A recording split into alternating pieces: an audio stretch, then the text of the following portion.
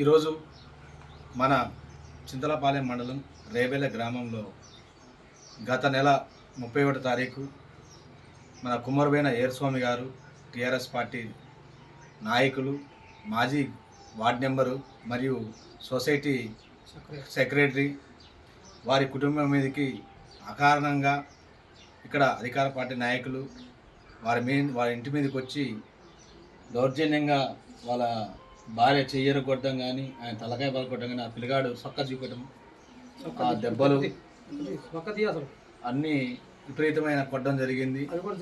ఈరోజు కనీసం కొట్టిందే కాక ఈ ఈ వీళ్ళ మీద ఎస్సీ అట్రాసిటీ కేసు పెట్టి వీళ్ళని తీవ్రంగా వేధిస్తున్నారు. ఈ విషయాన్ని మన ఉన్నతాధికారులు కూడా ఆలోచన చేయాలి. ఏది అవాస్తవం ఏది వాస్తవం అని తెలుసుకోవాలని తెలియజేస్తున్నాం. అదేవిధంగా ఈ వీడియో ద్వారాగా మన రాష్ట్ర మంత్రివర్యులు మాజీ మన గుంతకల జయశ్రెడ్డి గారి దృష్టికి కూడా తీసుకెళ్తున్నాం. ఈ సమస్యను మేము ఖచ్చితంగా టీఆర్ఎస్ పార్టీ తరఫున ఖచ్చితంగా ఖండిస్తున్నాం. ఈ గ్రామంలో రేబెల గ్రామంలో ఖచ్చితంగా ఈ పార్టీకి అండగా ఉంటామని టీఆర్ఎస్ పార్టీ మండల కమిటీగా ప్రతి ఒక్కరి దృష్టికి కూడా తీసుకెళ్తామని తెలియజేస్తూ మేము ఈ కుటుంబాన్ని ఖచ్చితంగా జయశ్రీ గారు తీసుకెళ్తాం.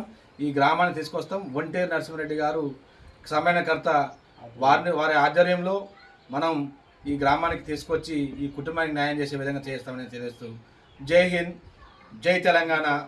కేసీఆర్ గారి నాయకత్వం దిల్లాలి, జయశ్రీ రెడ్డి గారి నాయకత్వం దిల్లాలి.